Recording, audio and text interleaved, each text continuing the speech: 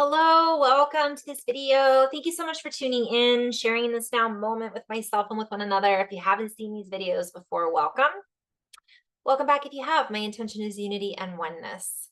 I want to just go into a little bit of a conversation that is kind of piggybacking off of my last video around creativity, because it's very important. This isn't just about, I'm not going to just talk about artwork and dancing and song and all of this. I want to go into some deeper layers of what creativity actually means, what it looks like, and so on and so forth. Based on my perspective, everything that I'm sharing is based on the information I receive from my own experiences. So you'll have your own concept of what this is, but I just in being called, invite everybody to kind of open up to beyond what we think creativity is. My guides in the last video said, being creative is not what we think it is. And of course, that's a play on words, because creativity is about us tuning into a different hemisphere of the brain than the logical, thought, analytical side.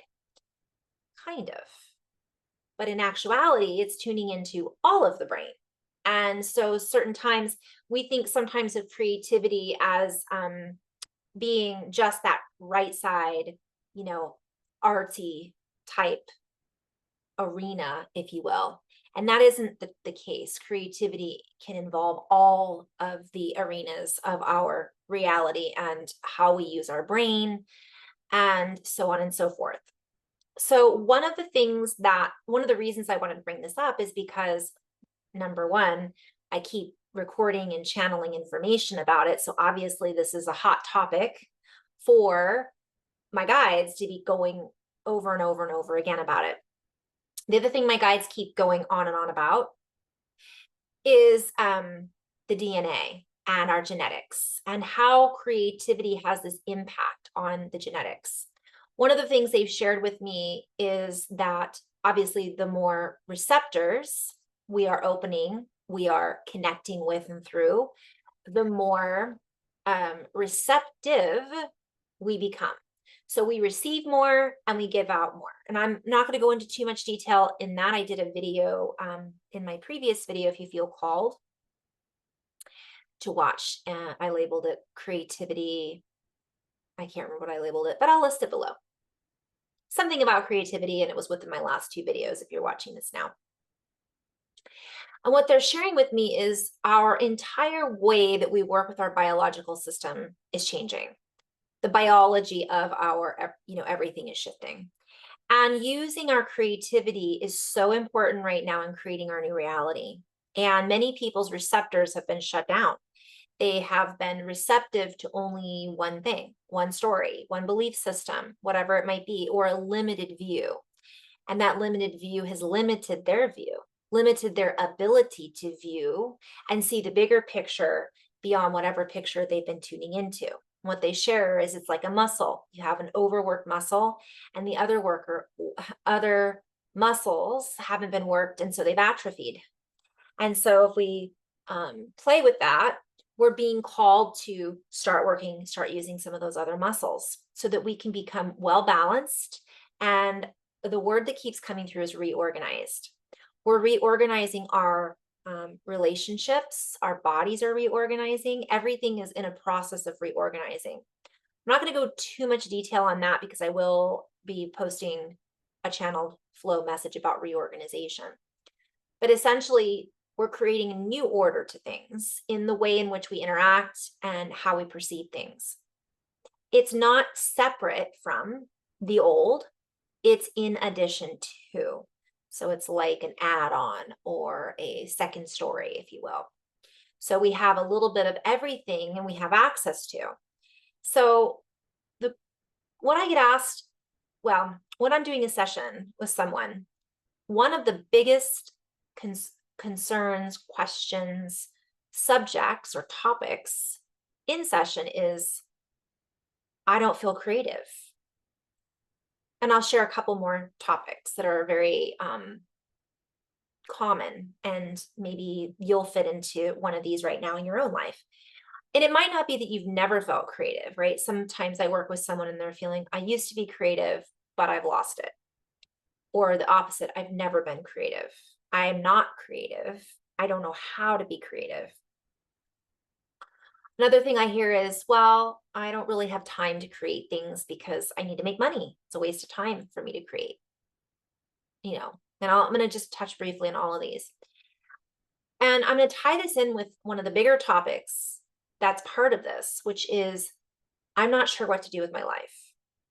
I'm going in a different direction than I was, but I don't really know where that is. And I'm not sure how to get there since I don't know what it is.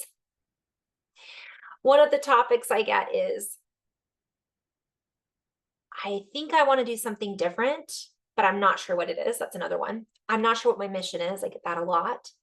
And this also can apply not only to a job or career change, but some people are empty nesters. They're going through, or they're retired, or maybe they're going through a relationship change. And so they're feeling stagnant, or they're not sure what to do in their own life in order to move or transition through this period of time, not sure where that's heading. Now, while those are all very different topics based on every individual person that I'm working with, there's some common denominators that I always like to share. And we're going to obviously bring that back around with creativity, because one of the most common things I have had conversations about in almost every healing session or intuitive session is creativity and how important it is.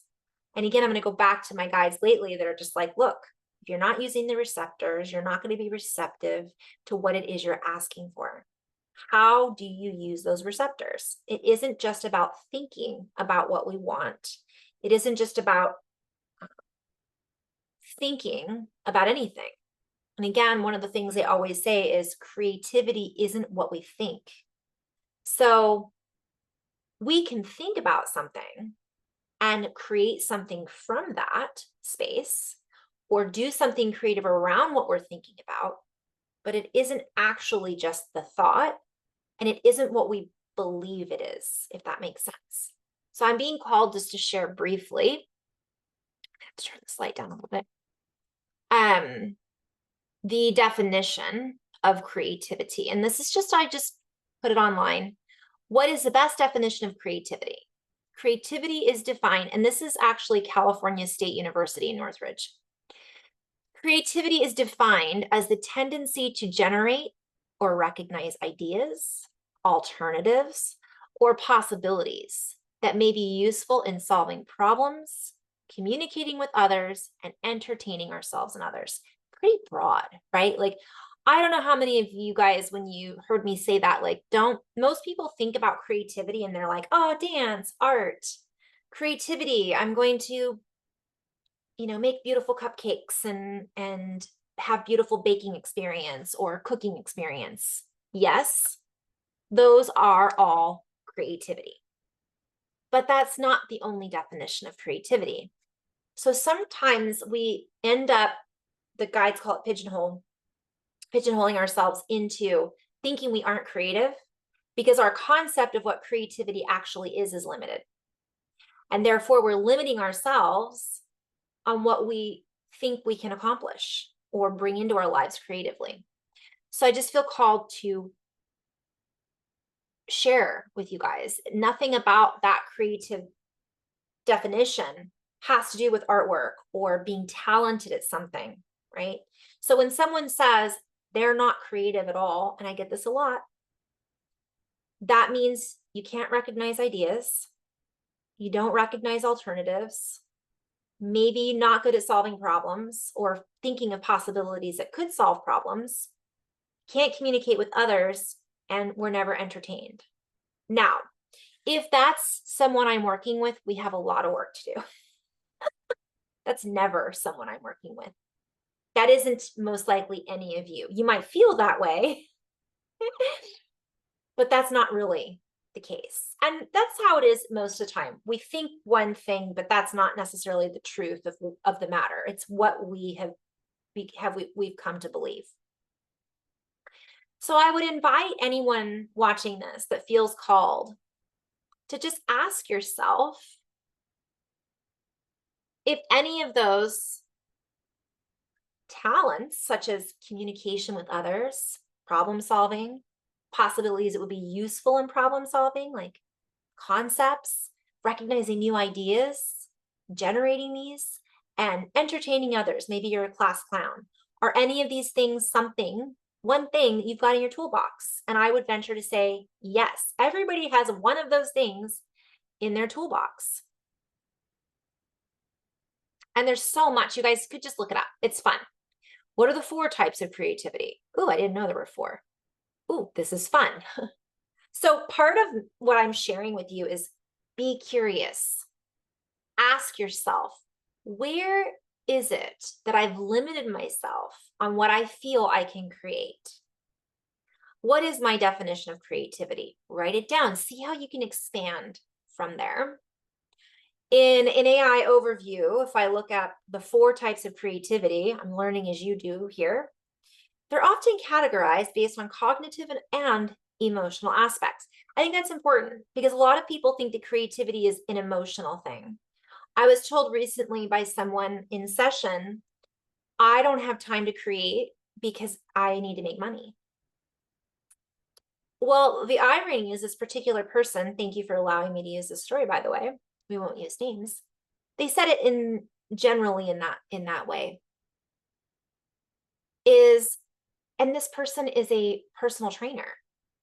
Like that right there is creative because you have to create a plan for your clients and you have to get creative with it sometimes too. Coming from that type of industry as a Pilates, yoga, meditation teacher, well, even in the energy work that I do, you have to be creative because not every body is the same.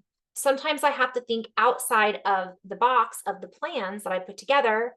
Inevitably, I will put together a plan for someone and they'll, let's say in physical activity, I plan to do upper body. We'll do upper body core. Pilates, you do everything, but let's just pretend. And I have a whole system put together. Let's say it's the whole body, but it was primarily based around those areas. And then that person comes in and has injured their shoulder. We cannot do any upper body. So I immediately have to be spontaneous and recreate something else in that moment based on that person's body. This might happen to you in your own careers, whatever you've done. So that's one way of recognizing we all have these creative abilities. And in this sense, my client is a perfect example. That is how he brings in his income. Or she, I've also worked with personal trainers that are females. So it's a similar issue. They don't feel that they're creative. If you're in any type of industry that involves personal training, physical, anything, you are creative. So right there. But they're cognitive and emotional. So in this particular case, sometimes we feel like we're not necessarily doing that as our career because we feel like we have to just be an artist in order to be creative. Well, sometimes doing our social media platform is creative for us if you're in that industry trying to build your client base. So that's creative.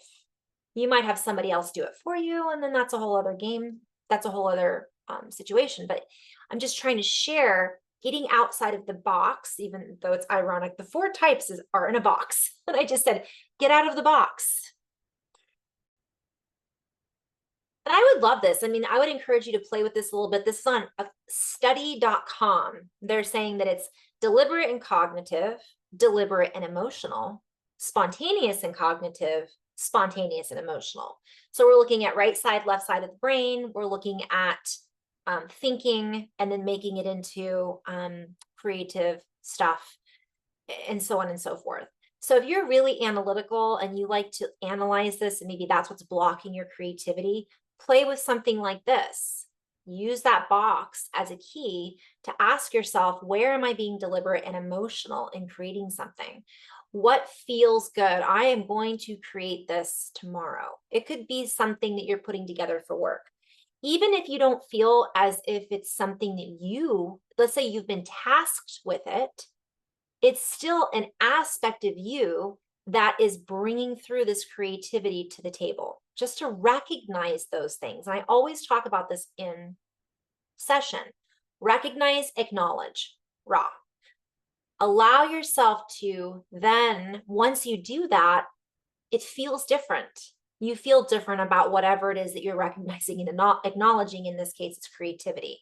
So also going back to this, so it's a tendency to generate or recognize ideas. So again, I'm going back to recognition. I always say, if you don't recognize it, how are you going to know that this is happening? Sometimes that's why I'm working with someone, to help them recognize that. And I'll go further in that. If someone tells me they're not creative at all, or they've never been creative, I use my intuition to feel, see, hear, or just I get a knowing that they have something that they don't know they have, that they've forgotten about, they're not using, maybe all of the above, or they're just in denial about it. And so I'll give for instance, I have a beautiful client who has a beautiful voice. And when I worked with this individual who is highly creative, they just haven't tapped into it yet. We're working on that. I knew that they could sing. And so that was something that I also knew they were very intuitive. How do I know that? That's a whole other video. But what I'm called to do in certain cases is ask questions to then guide the person or individual to remember on their own, right, where they're creative or where it is that they could be asking themselves those questions. Other times I'm guided to just say, well, I think you have a beautiful, don't you have a beautiful voice? Or I'll say, have you ever sang before? Now, the first response might be for someone to say, no, I'm not a singer, but that's not what I'm asking. What I'm asking is, have you sang? Do you sing out loud? How's your voice? I've worked with other people who don't think they have a good voice. They've never sang before. And I know intuitively that if they went and took voice lessons, they'd be an incredible singer and it would completely change their life. So those are two different examples of someone who has that within them, right? And I'm using singing as an example because that's a form, you can create a lot with your voice. You can create different sounds, you can make, videos, whatever it might be. It feels good when we sing, right? And that's a perfect example of creativity. It doesn't mean that that person is going to become a singer and actually make money singing to people. That's not what creativity is always about. And that's something else to keep in mind.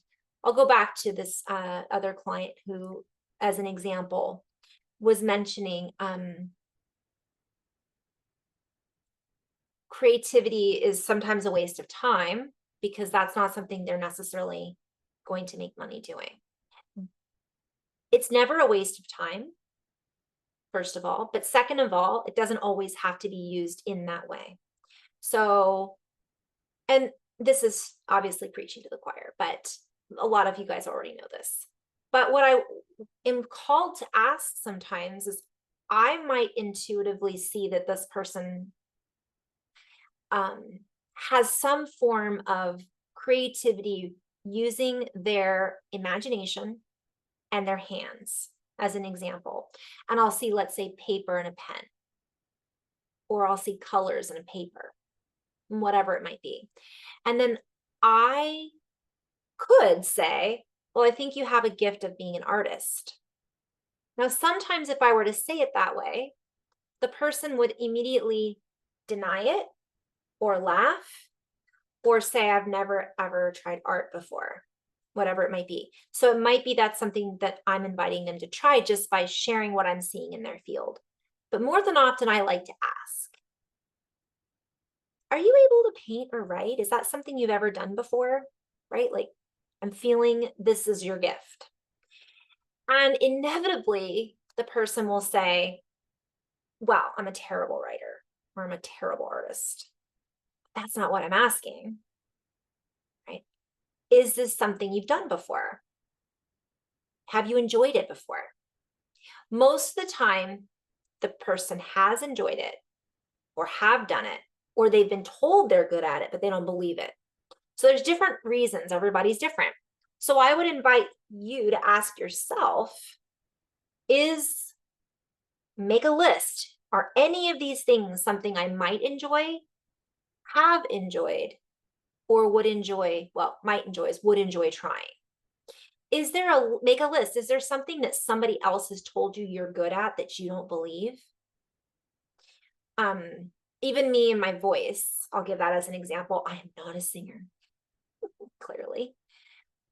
How many videos have I made though during light language and toning and sounds? I'm a sound healer. Part of what I do is offer healing, or let's say changing the frequency in somebody's field through sound, right? So that is something I never would have believed if somebody told me, well, you have a voice and you're a sound healer. I never even liked oming in yoga, and I've shared that story before many times. And then one day, boom, and here I am speaking ridiculous light language and making ridiculous sounds over the internet. So I share that because we may not believe it in ourselves, but other people believe it in us. Other people believe in us. Other people can sometimes offer a reflection to something that's inside of us that they see that we're denying or that we haven't awakened yet. And just by asking ourselves those questions, and I encourage everybody, I've got goosebumps that won't go away right now, and encouraging others to giving others encouraging feedback from our perspective is so helpful to somebody out there who might not know what their gift or talent is, even though it's so obvious and right in front of them. Now, I'm not necessarily going up on stage and doing this only. What I do is I use my voice as a sounding board. Have you ever listened to someone and you feel called to continue listening just because of the sound of their voice? We all have different things inside of us, templates that we can offer as a resource to others. Other times, we don't like the sound of someone's voice, but we might like what they have to share. So we're drawn to their words, or we're drawn to the energy behind the voice. So it may not be my voice per se, it's the energy that I'm projecting if I'm doing a healing session, the sound behind the sound. So I'm going to pull that back in. This can be done through writing. It can be done through having it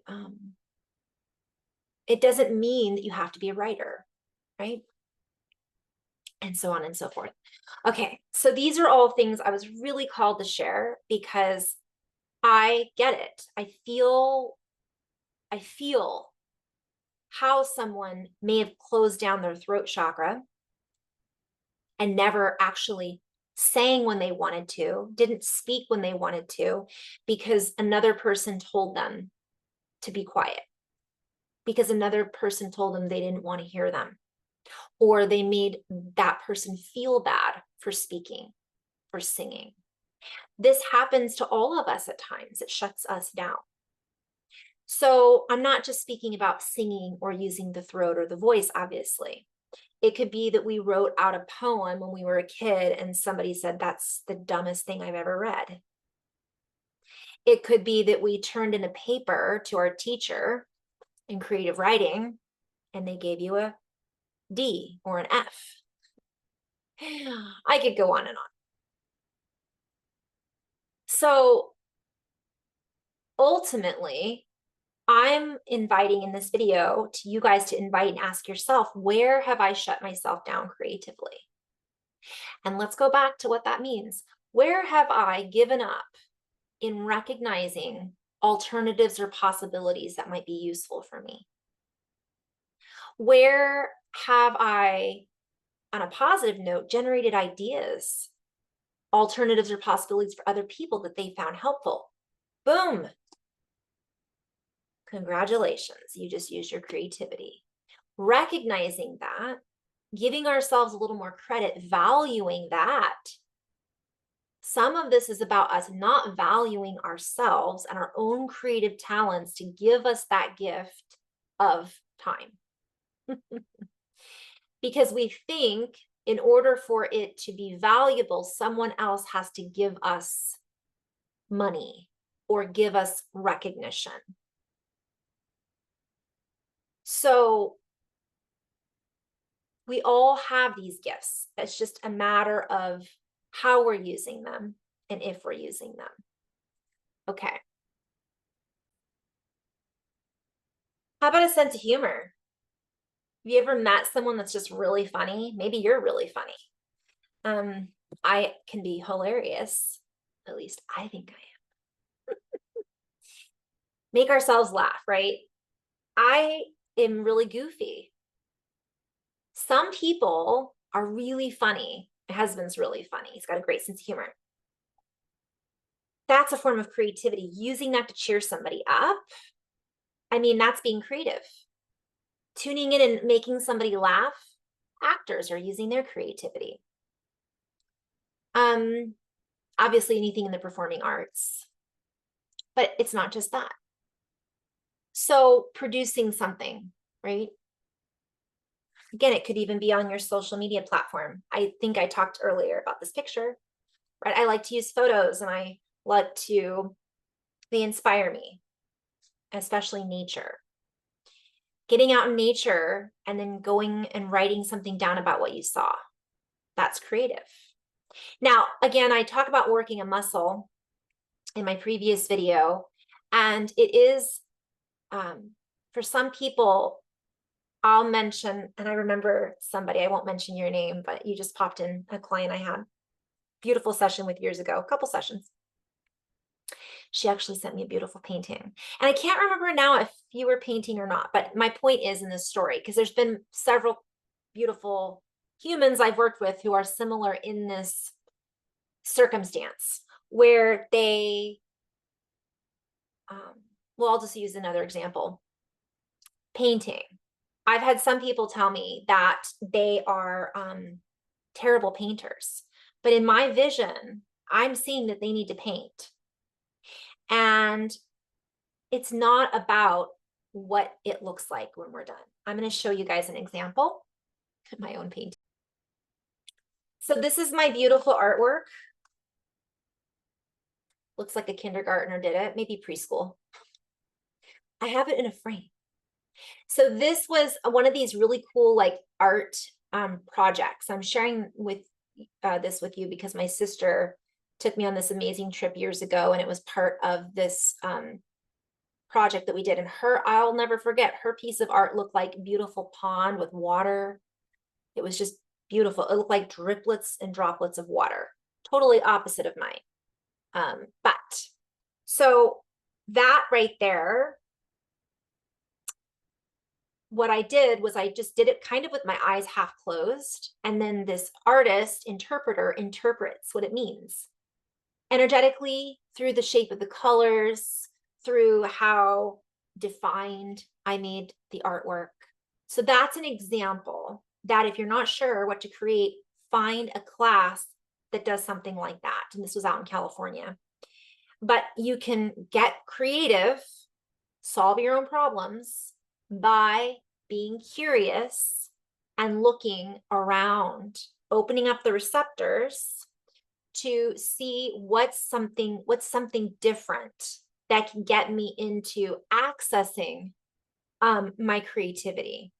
And that's an example. So I'm going to go back to the session that I've had, that a couple sessions actually, where I saw the person painting. I actually had seen a person one time using finger paints, specifically one person, maybe two people, but one person in particular stands out to me. I was shown by their guides they needed to use finger paints.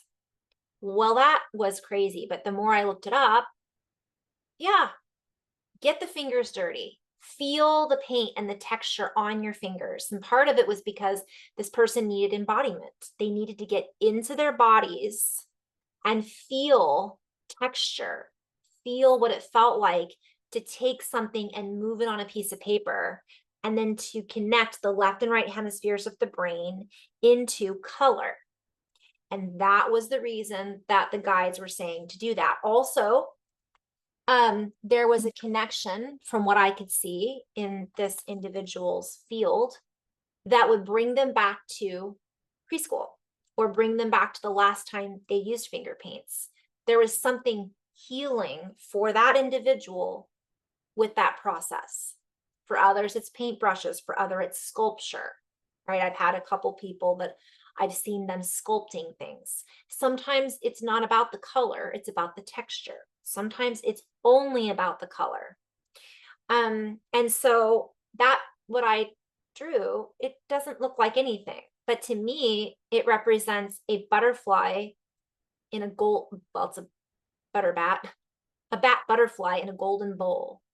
And it's kind of like the rising phoenix, all right, from my interpretation. And it feels good when I look at it. And that's the other key. When we look at it, we're being called not to judge it. But it's, I'm going to go back to what I was saying earlier. It's about the process of creating it. And I'll give another example. Maybe you're going to go to a sip and paint with your friends. You go to this paint and it looks nothing like what you were supposed to paint. Are you having fun with your friends there? Are you connecting with other people? Did it make you do something different outside of your box? These are all questions and things to recognize and acknowledge in uncovering that creativity. It might be going to a dance class. It doesn't have to be the two-step line dancing, foxtrot. Yeah, I think I said two-trot. I was going to say two-trot. So doesn't have to be waltzing foxtrot lessons. It could just, or it could be line dancing, or it could just be totally intuitive movement, ecstatic dance, which I still want to do. So playing with that, going to a concert, dancing at the concert.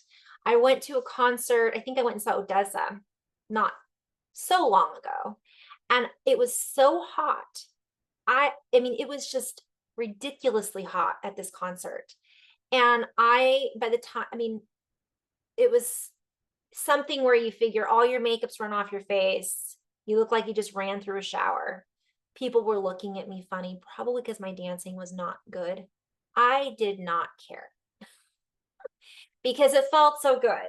And I was there to enjoy myself, not to impress anybody around me with my incredible art or dancing skills. We joke about Elaine and Seinfeld. I joke about that all the time. But my point is just do it. And I actually kind of was happy at the fact that I didn't. I was just like, you know what?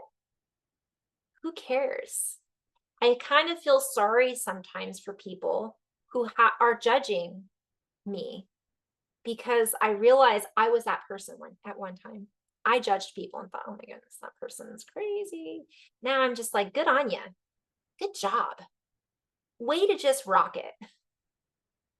So, okay, I digress.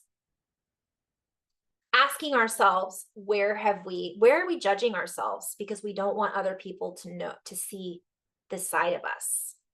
If we don't want other people to see this side of us, is it really just about us not wanting to see that side of us? Asking ourselves that. Boy, I could go on and on, you guys. I know there's more on this topic. I hope so far something has kind of helped along those lines. Not being afraid to just try something new is always a good one. And again, let's go into a little flow. This might be a two-part video. So I'm just going to do part 2 here. I might cut this into 2 videos with the guides. And if you guys like this and you want me to do more videos on creativity, I'm happy to. I might do a little course eventually on my website and if you guys have been trying to book sessions, I apologize. I have been very booked. So I'll probably open up more sessions at some point soon, but I've been very busy with sessions. So I haven't opened up my online stuff again lately. Okay, part 2.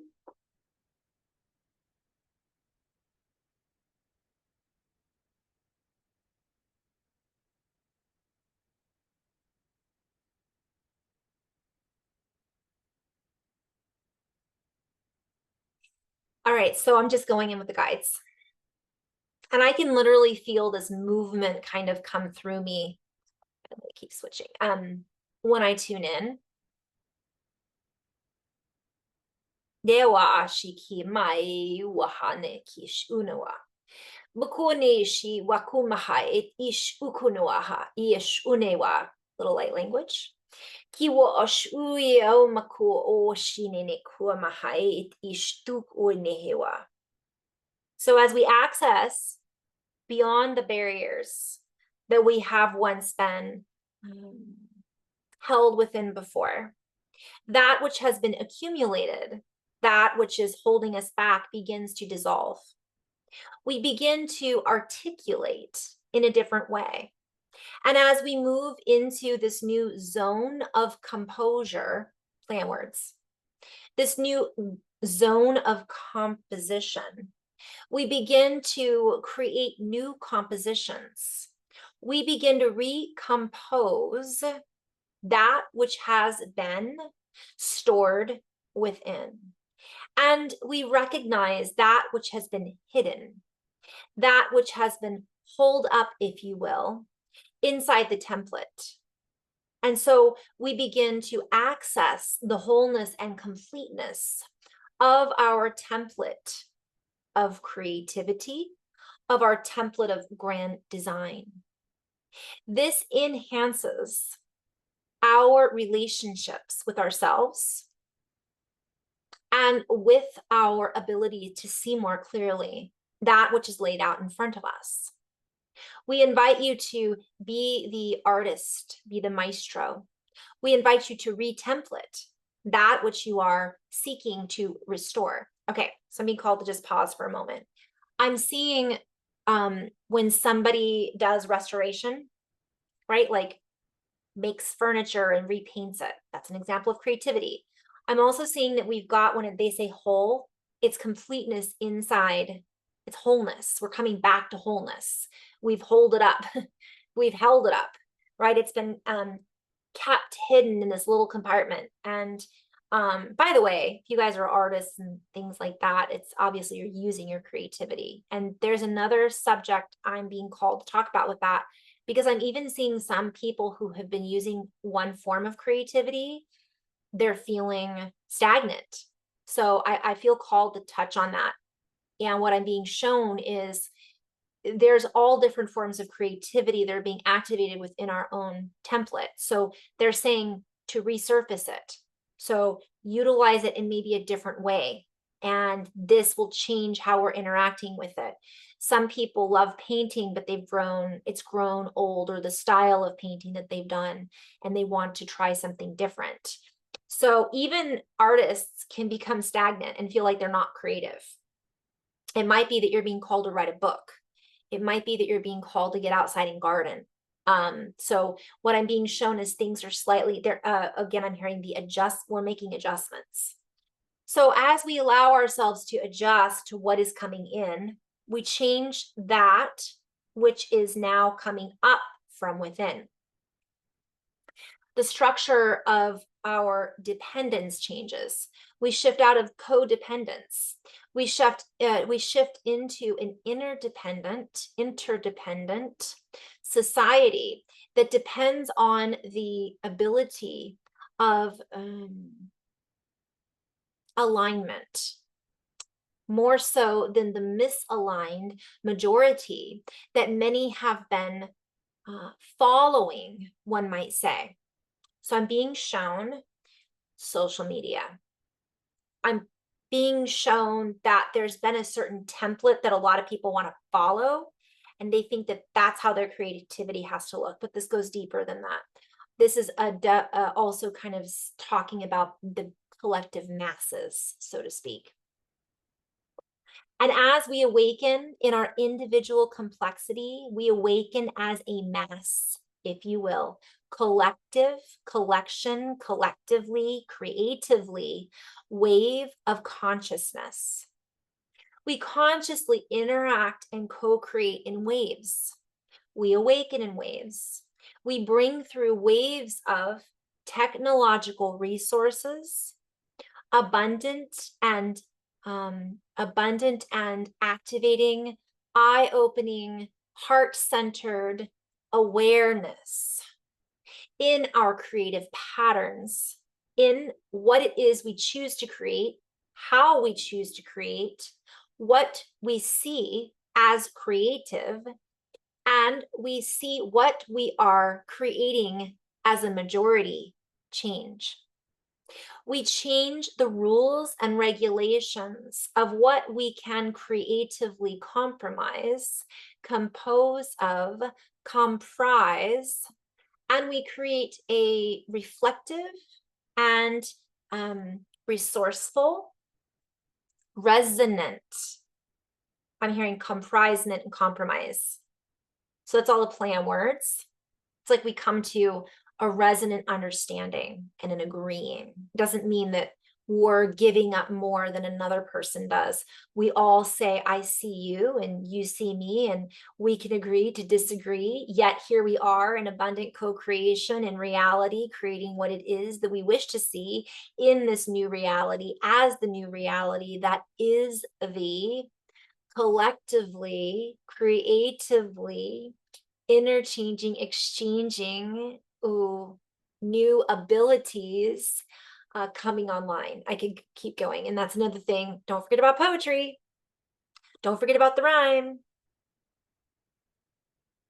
And through this, we align.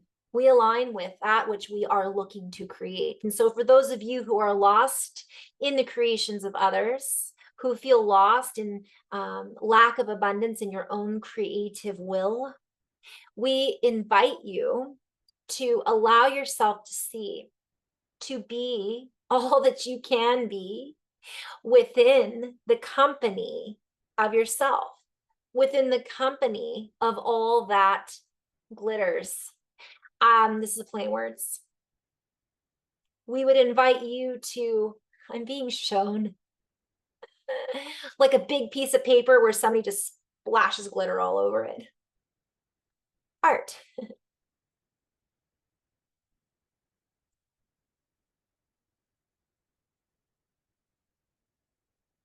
We are not all here to be the decorators, and yet we are decorated, if you will, with our own resources used within this beautiful template of our new reality structure to restructure this beautiful template of reality. We are co-creators, collaborators, and don't forget the word co-creator. The word creator is incidentally the root of creativity. And don't forget, creativity sounds a lot like reality, if you will. And so we are co-creatively creating reality. So if you begin to think you are not creative, look inside and you will see beyond that falsity that you are laying claim to. You will see beyond that which you have been conditioned to believe. We would invite you to be beyond, to be beyond, to be beyond, and to be beyond the conditioning of reality, for you are beyond that. You have this innate ability to reconstruct in a very constructive way. We invite you to use, I'm seeing construction paper and scissors.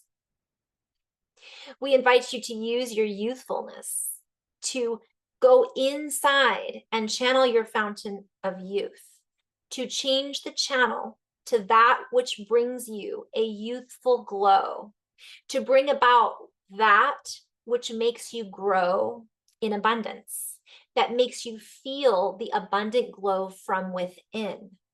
And through this, we begin to create all that it is we wish to see. So they're repeating themselves over and over again because we've been on repeat over and over again. And people are starting to break that cycle, if you will. Well, we've already broken the cycle, but we just aren't necessarily transitioning that into our creative talents yet.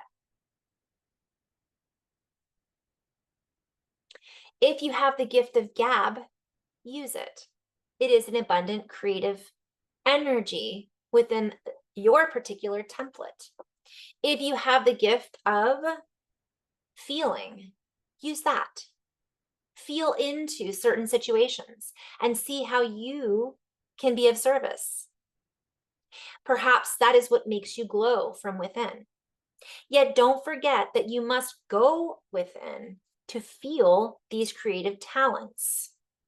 We must feel the discernment as well, when these gifts are useful and when they are not. For we have the choice of interacting in such a way that allows freedom of play and freedom of choice. Not knocking down certain people who do not meet our criteria, per se, of the great, I'm seeing Rembrandt as an example. Recognize that our brothers and sisters, ancestors, forefathers, and mothers before us had their own creative gifts and talents that have been passed down through the gene oration. And as we use this access to this higher view that we are transcending, there's a play on words with this, we become transcendent. We become ascendants, if you will. And we move into a higher spectrum of interaction, sound, if you will, waves, energies, frequencies.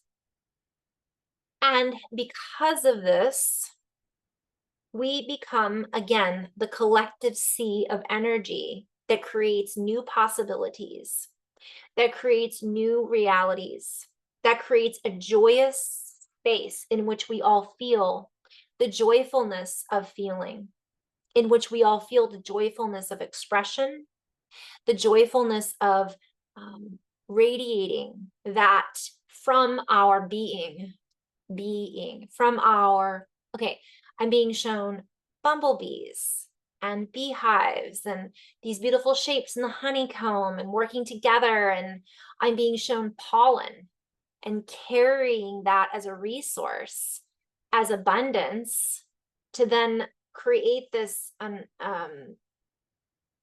hearing useful culture and useful agriculture. So you guys, this is so much bigger than just creating a painting. And again, I didn't really finish this in the previous video, but this is like the process of it. That's what I'm always shown. It's not about us. I don't even know if I finished that thought process, speaking of processes. It's the experience of it. And this is going to lead to us really working together as a community of humans. And so in this honeycomb of divinity, every bee has its purpose. And it isn't going to, I'm just seeing this, everything is like snowflakes. It's like all of these different beautiful sounds kind of coagulating together in a vibratory grid. And this vibratory grid, this humming of the human, the human, is giving us this extreme potential for creative abundance. So beyond what we think we can create, we will create. So I guess I'm going to end on that note. In love and light, little bees, honeybees, bumblebees.